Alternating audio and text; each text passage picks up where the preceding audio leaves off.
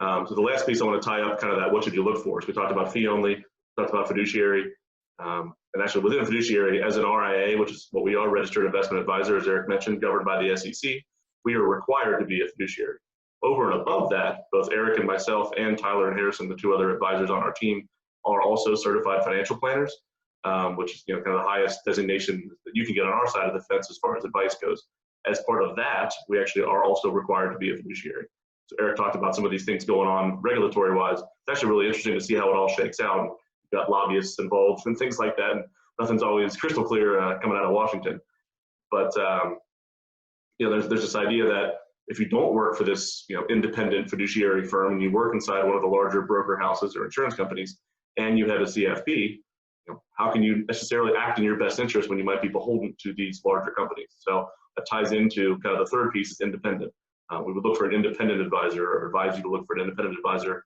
Again, not that there's not good people working inside those other organizations, but if you have a insurance, Northwestern Mutual, Lincoln, Merrill Lynch, again, not picking on them specifically, but somebody else kind of a parent company role overriding and making some of those decisions, that's a potential area for conflict of interest or bias. This particular solution, they might pitch as the thing that we need to be selling this month, and that might not be in your best interest. And the advisor is left in a position to try to resolve that, or just pitch whatever product they're telling them to do. When you're dealing with an independent firm like Oxford, again, we have the fee that we charge for our advice, and we dispense that advice and help you administer that plan. There is no middleman, no brokerage house, anything like that. So that's a potential example of, I would say, bias or conflict, and some, just another cook in the kitchen to try to influence decision making. And just a little more specifically on that, there's a lot of confusion out there about how folks are compensated. So they'll say, well, no, we work on fees as well. We don't take commissions. Commissions are bad.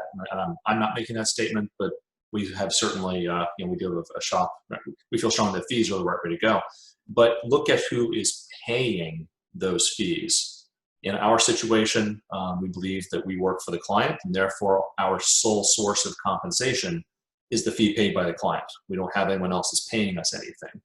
There are some other folks who will say, well, I'm getting a fee for advising you, but that fee is, of course, coming from some parent company in New York or the Wall Street firm type of thing. And that's not wrong, but just understand that there is another entity there with its own interests and its own behaviors, and those things could influence the advice that is being given, even though it's fee-based advice. I know it sounds like we're splitting hairs here a little bit, but again, always ask, who do you work for? How am I compensating you? And if you make a recommendation to me, do I know that you're making the recommendation because you know it's in my best interest, or is there some other influential factor in play here, such as, if you make this advice to me and 100 other people, do you get to go on a trip to Hawaii this year? These are good things to ask because that stuff still goes on out there. I have no idea how dispensing advice should result in a trip to Hawaii, but it still happens with a lot of firms.